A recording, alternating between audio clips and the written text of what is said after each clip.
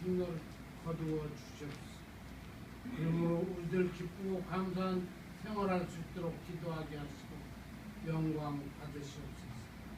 하나님께서는 사람이 계획할지라도 인도하시는 일은 여호와라 했기 때문에 믿고 따르야 합니다. 안산 반월 침례교회가 여호와 율법을 즐거워하며 주야로 묵상하며 기도합니다. 내 평생 선하심과 인자하심이 반드시 나를 따르니 여호와의 집에 영원히 거하리로다. 십자가 앞에 나가 내 죄를 싣고 예수와 함께 주님 따라가는 삶이 되게 도와주시옵소서. 오늘 설교하시는 목사님에게도 능력과 세임 주셔서 안산 반월 침례교회가 반석 위에 세워져 기쁨과 감사가 충만하게 도와주시옵소서. 각 기관 선교회도 만들고 성가대도 만들어 찬양하며 축복받게 하시고 교회 학교, 노인학교도 만들어 전도하는 능력을 발휘하게 하시며 예배당도 다시 짓고 기도원도 만들어 응답받는 축복 동산 되게 기도합니다. 유정자를 또 예수 영접하여 축복받게 하시며 오늘 나오지 못한 성도들 다음부터는 예배 장소에 나와 같이 예배드리게 하시고 국가 민족도 예수 영접하여 축복받게 하시며 북한도 예수 영접하여 은혜받게 하시고 세계에 나가 있는 전도자들 건강과 믿음 주셔서 들어와도 복을 받고 나가도 복을 받는 축복받는 생활할 수 있게 도와주시옵소서. 이 예배 온전히 주님께 맡겨옵니다. 크리스마스 영광 받으시옵소서. 존귀하신 예수 이름 받들어 기도하옵나이다. 아멘.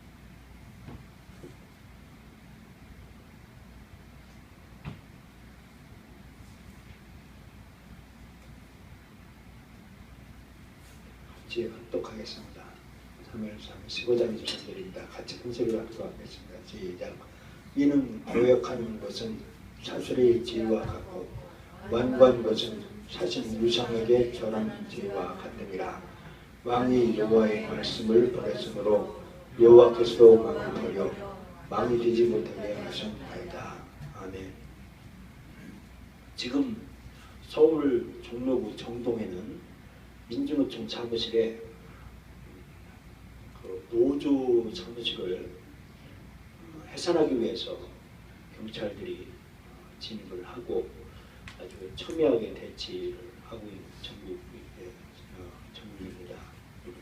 14일간의 노조 그 불법 노조로 인해서 그 파업으로 인해서 우리 국가의 경제가 아주 막대한 해를 끼치는 일들이 있습니다.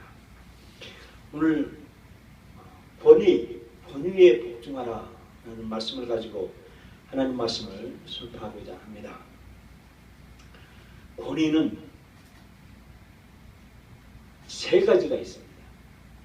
첫 번째, 국가의 권위에 복종해야 됩니다. 이게 성경적입니다. 두 번째, 교회의 권위에 복종해야 됩니다.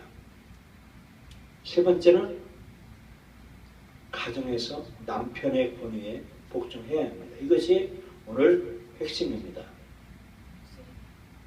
네, 소리가 크다고요? 왜 우리가 까다로운 권위자를 만나는가 한번 보겠습니다. 우리가 까탈스러운 권위자가 있습니다. 남편도 까탈스럽고 아주 하는 일마다 남편이 아주 까탈스럽게 아주 힘들게 하고 또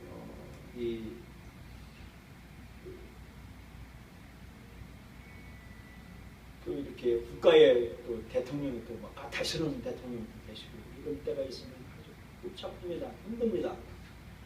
교회에 또 목사가 또 까탈스럽고 까다롭고 그러면 아주 굉장히 신앙생활하기 불편하고 그렇습니다.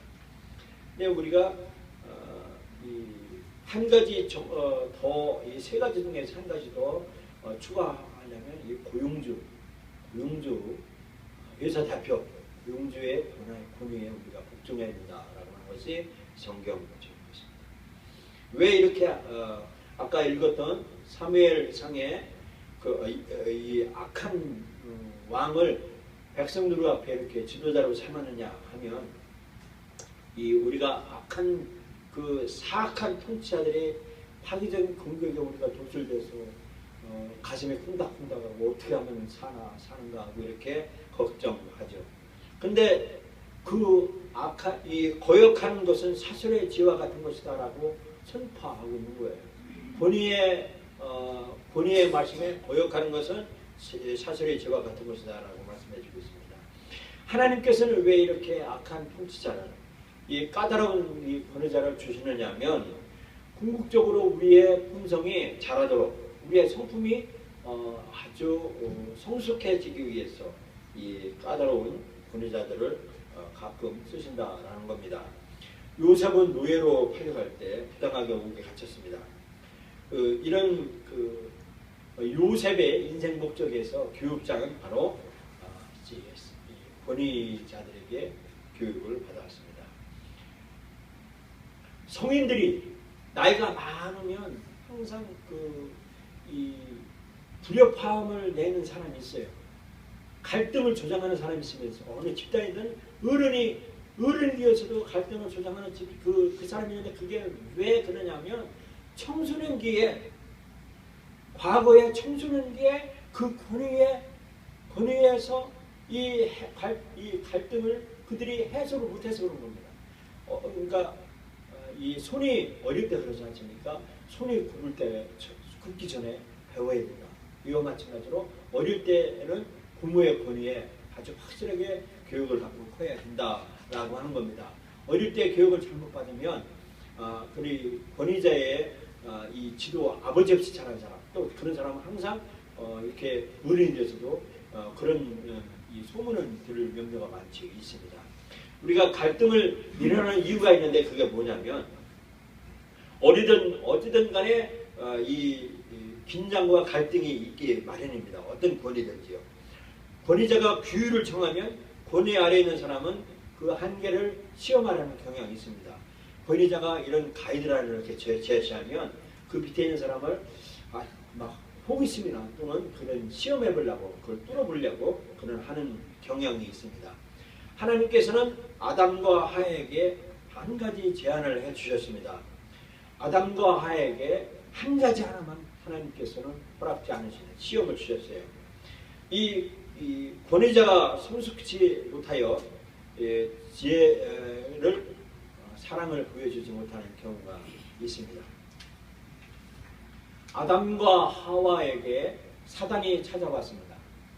사단이 찾아왔는데 사단은 이렇게 말하고 있습니다. 창세기 3장 1절에 그가 여자에게 이르되, 사단이 여자에게 찾아왔습니다. 처음에 사단은 권위자에게 찾아오지 않습니다. 하와의 권위자는 누구냐면 아담이었습니다. 그런데 이 사탄은 권위자 밑에 있는 그 여자에게 찾아갔습니다. 사단은 먼저 아담을 통하지 않고 직접 하와에게 접근해서 하와의 마음과 감정이 자기 뜻대로 움직이자 하와를 시켜서 권위자를 공격하고 권위자를 움직이게 하는 것입니다. 오늘날 광고주들이 물건을 팔아먹을 때 물건을 뒤에 이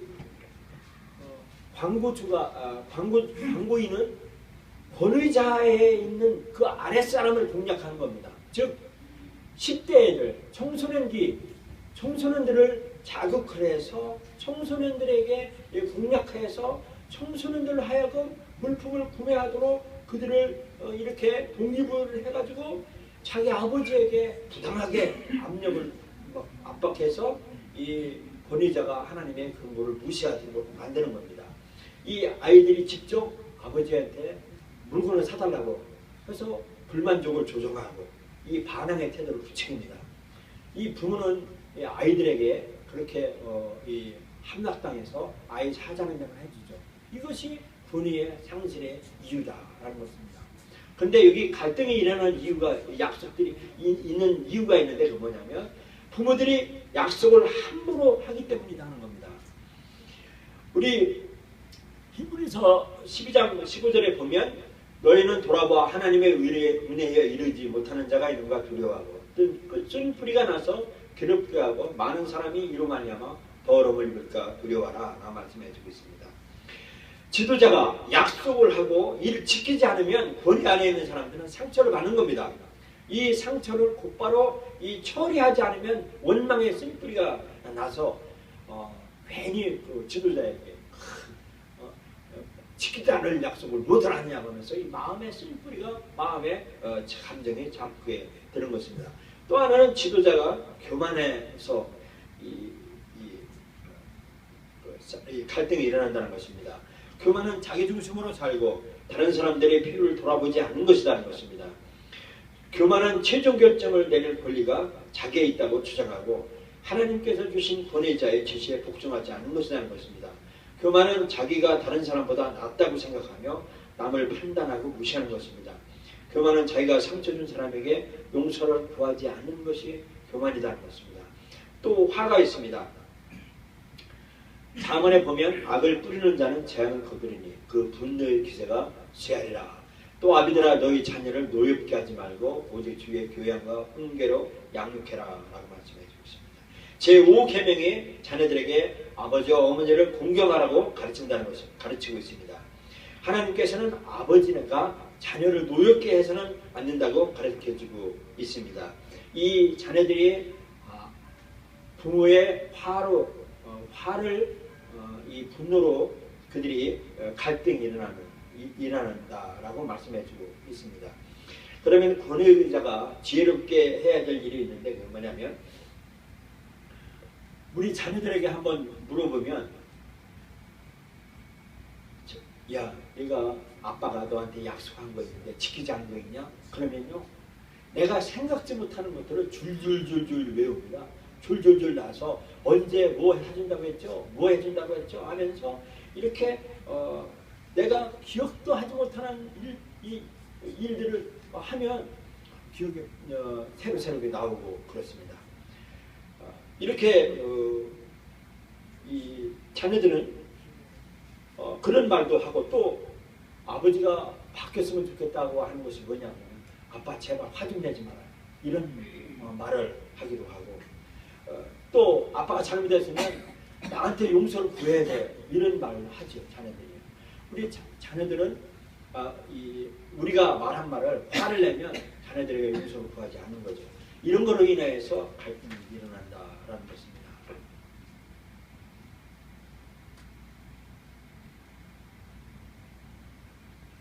한번 보겠습니다. 이 히브리서 12장 5절을 말씀해 줍니다. 부모가 이렇게 자녀가 반응하면 정당화시킵니다. 내가 오라 하면서 정당화시키죠. 그러면 자녀들은 소통이 단절됩니다.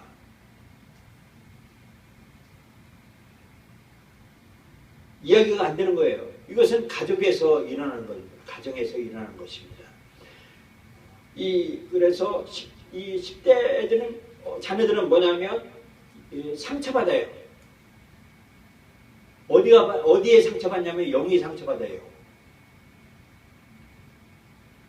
그리고 자녀를 남의 아들하고 남의 자녀들하고 비교합니다. 누구는 그런데 너는 왜 그러냐 하죠. 그러면 자녀는요 감사하지를 않아요. 감사하지를 않는다는 겁니다. 그러면 부모에 대한 애정이 상실돼요. 애정이 상실되고 또 부모는 자녀들에게 잔소리를 합니다. 잔소리요. 뭐 해라, 뭐 해라, 누가 해라, 뭐 청소해라 막 이러면서 잔소리를 하면 아이들은 어떻게 되냐면 완고해져요. 그러면 자녀들은요 완고해지기 때문에 권위를 아버지의 부모의 권위를 인정하지 않고 거부를 합니다. 성경에 나옵니다. 또 자녀들을 규제를 합니다.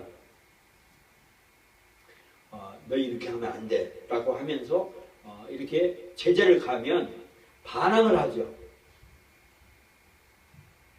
그리고 아빠하고 나하고는 똑같은 남자야 하면서 동등권을 주장해요.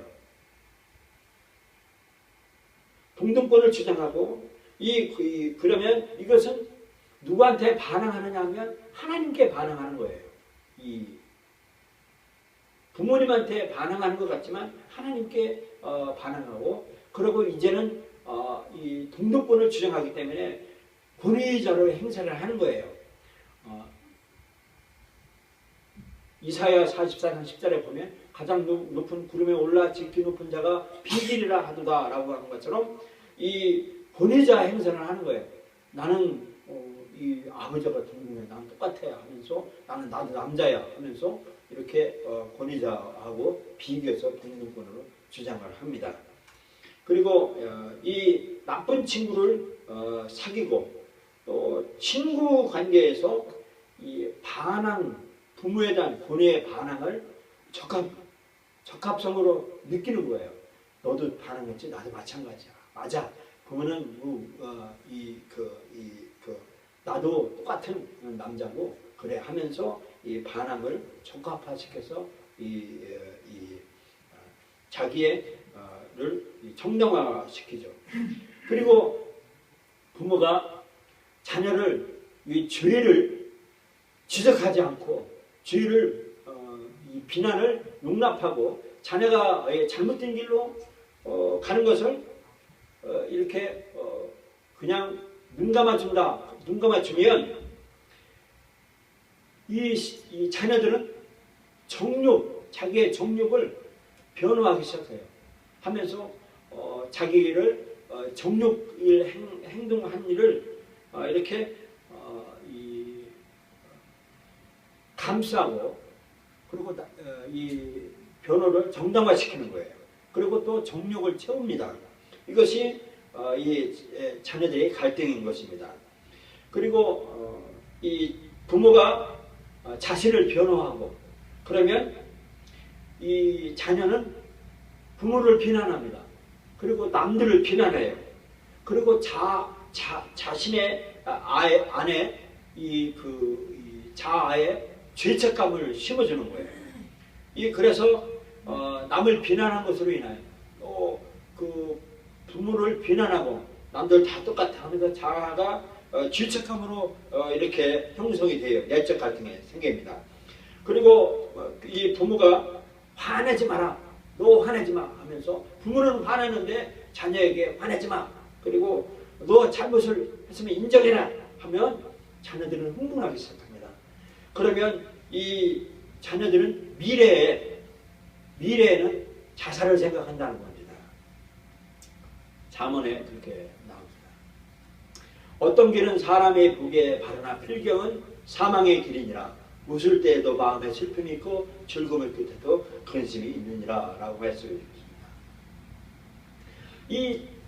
이와 같이 이런 처음부터 이 가족에서 상처받고 또 하나님에서부터 이렇게 하나님께 올라갔다가 친구와 반항관계, 친구와의 관계 속에서 이 정욕을 채우고 죄를 범하면 자아가 죄책감으로 변하고, 그리고 미래에는 죄를 범했으면 자기 죄책감 또 자아 상실 이런 자살을 생각하게 되면 한다는 겁니다.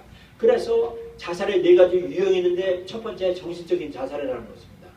정신적인 자살은요, 내가 죄를 지었으니까 그 죄를 해결할 방법이 없으니까 약물로 술로 이렇게 술 마시면 정신적인 이 책임감을 약화시키기 때문에 잊어버리는 거예요, 순간에. 그래서 술로 이렇게 정신적인 책임감을 약화시키고, 또 마약으로 이런 피로폰 이런 것들로 이렇게 자기를 정신적인 책임을 약화시킨다. 이것이 정신적인 자살이라는 것입니다. 이 치료법은 뭐냐면 금식을 해야 된다는 겁니다. 그리고 성경 말씀을 암송을 해야 되는 것입니다. 우리가 부족한 거 있습니다. 우리는 사람은 다 부족해요. 그리고 죄악으로 인해서 우리가 상처받았어요. 그래서 그것을 극복할 수 있는 우리 힘은 이미 상실되었습니다. 오직 유일하게 사탄을 이길 수 있고 우리의 상처받은 것을 치료받을 수 있는 유일한 것은 하나님의 말씀, 캐논, 성경 말씀, 기록된 하나님의 말씀으로만이 극복할 수 있다는 것입니다. 또 도덕적인 자살이 있습니다. 정욕에 굴복을 하죠. 정욕에 굴복을 하면 이 정신적인 이 정신적 자살은 이 약물로 하고 또 이 잘못된 이 철학으로 이 철학에 사로잡혀서 예수 없이도 철학적으로 뭔가를 이렇게 이 우위화시키죠. 그래서 정신적인 자살을 한다는 것입니다. 또 도덕적인 자살은 정욕에 아주 굴복한다라는 것입니다. 그래서 이 정신적인 자살은 그리스도를 배제해서 그리스도 없이 이 철학적으로 삶을 풀어보려고 하고 그러죠.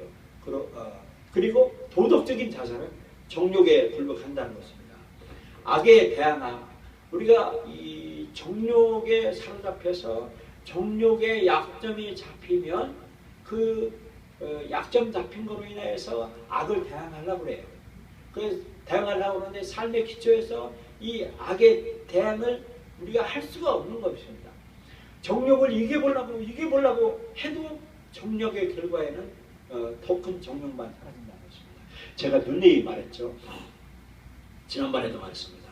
옛날에 신학교 4학년 때 전도사가 의투하면서 저도 그런 경험이 있습니다. 어릴 때 제가 21살에 있으니까 신학교 들어갔는데 그때 교수님이 그래요. 야 너네들 넘어질까 조심해라. 그거 피해야 된다. 그러는데 정욕 이길 수 있습니다 하는데 이길 수가 없는 거예요. 정욕을. 그 정욕의 결과 더 생각하면 생각할수록 더 큰 정욕으로 빠져서 이렇게 이 도덕적으로 자살하는 일로 빠진다는 것입니다. 또 영적 자살이 있는데 이 주술 행위로 인해서 이 영적인 어둠에 쌓인다라고 말씀해 주고 있습니다. 옛날에 우리 옛날 정권 대통령께서 이 무당을 법적으로 허가를 해줬어요. 그래가지고 무당 투닥거리 하는 것들이 얼마나 심했는지 몰라요. 이 국가 패망의 3단계가 있는데 뭐냐면 하나님의 말씀을 거부하면 국가가 멸망합니다. 그리고 이 부도덕을 용납하면 국가가 패망한다는 것입니다. 오늘 코레일 노조 파업 그것이 불법이에요. 민영화하지 않는다라고 공개를 했고 그것을 법제화 시켰는데도 이 명분 없는 이 파업을 계속하고 있는데 저희들 이 종교 지도자들은 그것을 볼 때 악한 배후의 악한 세력이 조종하고 있다라고 하는 것을 우리는 알고 있고 기도하고 있습니다. 그리고 사탄을 숭배합니다. 이것이 국가 패망의 3단계라는 것입니다. 이러면요 비합리적인 두려움으로 인해서 두려워집니다. 설명할 수 없는 불안감이 있습니다. 저는 옛날 정권에 있을 때 저는 대한민국을 떠나고 싶었어요. 불안해가지고. 그래가지고 이민을 가고 싶었어요. 근데 이민 갈 능력이 없는 거예요. 제가 영어를 하나, 돈이 있나, 뭐 했나, 딸린 처자식은 잔뜩 하고 갈 수가 없더라고요. 그래서 기도를 많이 하는데 이 사탄을 숭배하고 국가가 이렇게 이 하나님을 거부하고 그러면요, 이 백성들이 불안해요. 그리고 비논리적이고 분열된 사고로 인해서 하나님께 반응하지 못합니다. 그런데 우리가 해결책은 뭐냐면 유일하게 요한일서 1장 9절입니다. 만일 우리가 우리 죄를 자백하면 저는 미쁘시고 의로우사 우리의 죄를 사하시며 모든 불의에서 우리를 깨끗게 하실 것이요 그랬습니다. 우리의 죄를 하나님 앞에 낱낱이 대놓고 예수님께 하나님께 용서를 구하고 우리를 깨끗하게 해달라고 하나님 앞에 고백을 하는 겁니다. 그리고 예수 그리스도의 피와 이름을 주장해야 된다는 것입니다. 계시록 12장 11절 말씀에 이렇게 말씀해 주고 있습니다. 또 여러 형제가 어린 양의 피와 자기의 증거하는 말을 인하여 저를 이겼으니 그들은 죽기까지 자기의 생명을 아끼지 아니하였다 그랬습니다. 네 번째는요, 육체적 자살이 있습니다. 이 육체적 자살로 이 죽음을 택합니다. 그런데 성경은 한 번 정도 것은 사람에게 정하시는 것이요, 그 후에는 심판이 있다라고 말씀해 주고 있습니다. 그러면 우리는 하나님의 인도하심을 분별해야 됩니다. 성경에 세 가지 권위가 있다고 말씀해 주고 했습니다. 첫 번째가 뭐냐면 국가,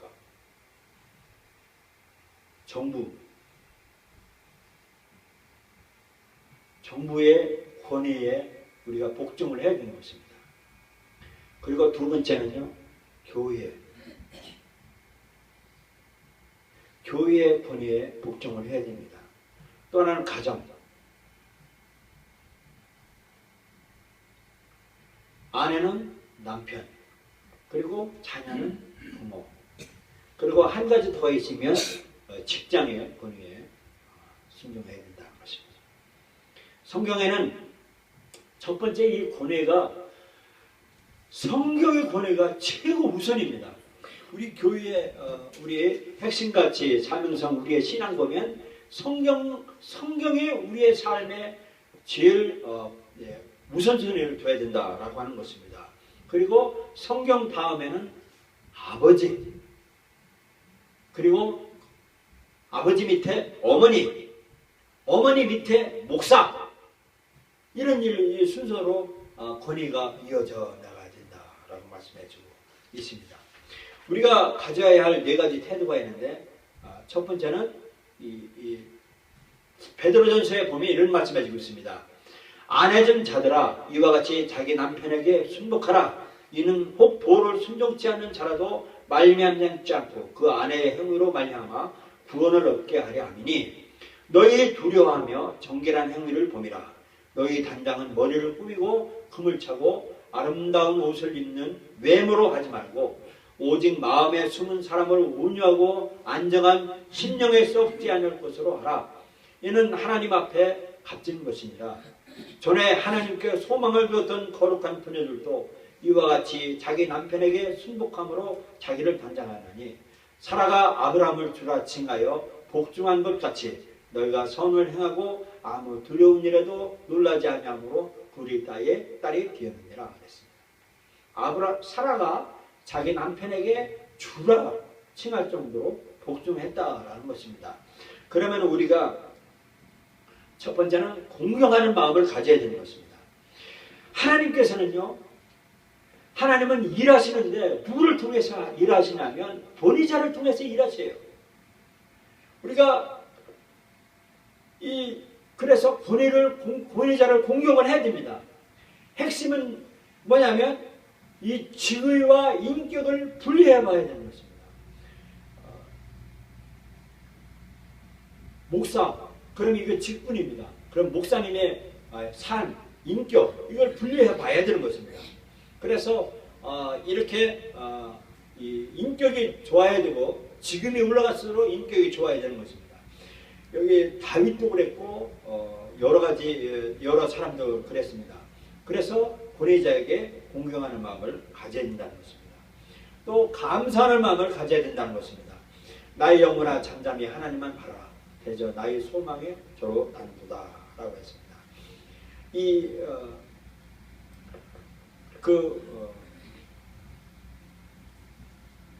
감사하는 마음, 이것은 우리의 소망을 하나님께 드리는, 하나님께서만 바라는 것입니다. 하나님께서 우리의 하나님께서만 우리의 응답을 주시는데, 우리가 잘못했을 때 하나님 내가 잘못했습니다. 하나님 용서를 구합니다. 그리고 나의 아랫사람한테도 내가 너한테 잘못했다. 용서를 구합니다. 라고 하면 우리의 외적 아름다움보다 더 매력적인 내적인 매력으로 성장된다라는 것입니다. 또 세 번째는 섬기는 마음을 가져야 된다는 것입니다. 너희 중에 누구든지 으뜸이 되고자 하는 자는 모든 사람이 종이 되어야 하리라 그랬습니다. 위대한 사람이 되는 이 사람의 방법, 하나님의 방법이 뭐냐면 그것은 남을 섬기는 사람, 이런 사람 바로 위대한 사람이 된다는 것입니다. 다른 사람이 성공하도록 돕는데 열정을 쏟는 사람, 이런 사람이 바로 섬기는 사람이다라는 것입니다. 그러면 하나님께 누리는 그 자유가 엄청나게 된다는 것입니다. 그리고 우리가 가져야 할 태도는 평안한 마음을 가져야 된다는 것입니다. 무릇 지혜로운 여인은 그 집을 세우되 미련한 여인은 자기 손으로 그것을 허느니라 그랬습니다. 두려움과 걱정을 극복하는 것은 우리가 이 평온한 마음을 갖지 않기 때문이다라고 말씀해주고 있습니다.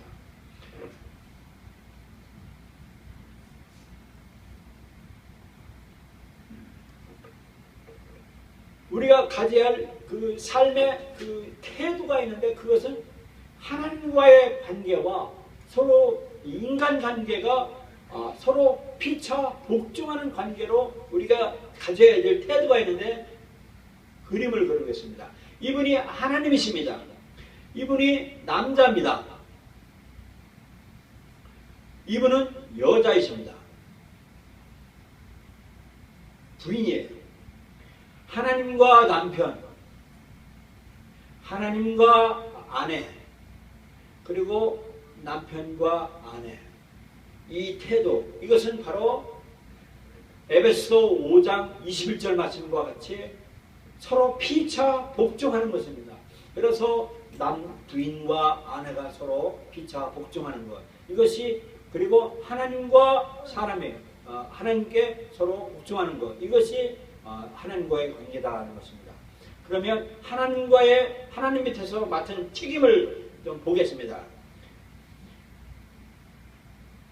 고린전서 11장 3절에 보면 그러나 나는 너희가 알기를 원하노니 각 남자의 머리는 그리스도요 여자의 머리는 남자요 그리스도의 머리는 하나님이시니라 그랬습니다. 그러면 이 책임을 보겠습니다. 첫 번째는 하나님이십니다. 그리고 두 번째는 예수 그리스도십니다. 다음에 남편입니다. 그 밑에는 아내입니다. 남편의 그늘 아래 사는 것, 이것이 셈이고 예수 그리스도의 그늘 아래 남편과 아내가 사는 것이고 하나님 안에 예수 그리스도가 있고 남편과 있고 아내가 있다는 것입니다. 이런 책임이 있다는 것입니다. 그래서 우리가 공경하는 마음, 감사하는 마음, 섬기는 마음, 평온한 마음을 가진다는 것입니다. 남편은 어떤 일을 하냐면 지도자 역할을 합니다. 그리고 남편은 보호자 역할을 합니다. 그 남편은 공급자 역할을 합니다.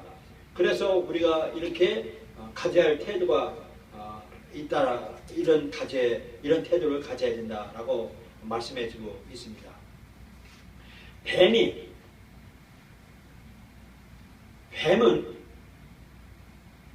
아주 간교합니다. 창세기 3장 1절에 이렇게 말씀해 주십니다. 이제 뱀은 주 하나님께서 만드신 들짐승들이 어떤 짐승들보다 더 간교하더라. 이 사단이 하와를 유혹하기 위해서는 이 아주 매력이 넘치고 아름다운 피조물입니다. 뱀은 아주 저주받기 전까지는 매력이 넘치고 아주 섬세하고 아름다운 피조물이었습니다. 우리가 우리를 유혹할 때 매력 있고 성공한 사람처럼 보이는 사람 모델을 이용해서 우리를 공략하고 있어요. 그리고 우리도 성공할 수 있다라고 하는 그 매력적인 메시지를 우리에게 공격적으로 우리를 현혹합니다. 근데 이 사단은 권위자에게 처음으로 대들지 않습니다. 약한 사람, 보호받을 사람, 이런 사람에게 찾아옵니다. 창세기 3장 1절에 보면 그가 여자에게 이르되 이렇게 말씀해 주고 있습니다. 사단이 아담의 권위자 아담에게 찾아온 것이 아니라 사단은 아담을 통하지 않고 직접 하와에게 접촉을 했습니다. 하와의 마음과 감정을 사단이 움직였고 사단의 마음 뜻대로 움직이게 시켜서 사단이 이 하와로 하여금 권위자를 공격하게 한다는 것입니다. 그래서 이 세상에 있는 사람들은 이 사단이 전략적인 공격을 하는 것은 자녀들에게 아주 부추겨 가지고 물품을 구매한다든지 해서 구매하도록 해가지고 그걸 사달라고 불만족을 조장시키죠. 반항의 태도를 부추겨요. 근데 이 부모는, 권위자는 아랫사람을 바로잡을 책임이 있는 거예요. 오늘 고레일 그 파업 사태가 아주 이 사단의 전략하고 아주 맞아요. 사탄과 같이 맞아요. 그 선량하게 최고 인류 직장이면 연봉 6천만 원이에요. 7천만 원입니다. 1년 연봉이에요. 그 보너스도 있고요. 이런 그 고급 직장에 잘 되기 위해서 그들이 국가는 망하든 말든 그들은 그 회사를 툭해 잡으려고 그러는 거예요. 그런데 울타리 안에다가 가둬놓고 국가에서 헌신하려고 다시 취업을 하려고 해도 못 나가게 막아서 그 사람들이 그 세력화를 아주 더 조장하고 힘을 더 받으려고 하죠. 그런데 사단은 이 밑에 있는 사람들을 조장을 해서 불만족시켜가지고 국가에 반항을 하게 하고 그렇게 합니다. 근데 성경적인 뭐냐면 사단은 국가에게 직접 대들지 않고 밑에 있는 사람을 통해서 국가에 대들고 한다는 것입니다. 국가는 이 잘못된 태도를 바로잡을 책임이 국가에게 있다는 것입니다. 남편에게 있고 가정에서 남편이 책임이 있고 교회에서는 목사가 책임이 있다는 것입니다. 이 말씀을 우리가 똑바로 이 현실 세계에서 우리는 똑바로 알고 이 권위에 도전하지 말고 권위에 복종해서 하나님 앞에 축복을 받고 여러분과 저가 되기를 예수님의 이름으로 축원합니다.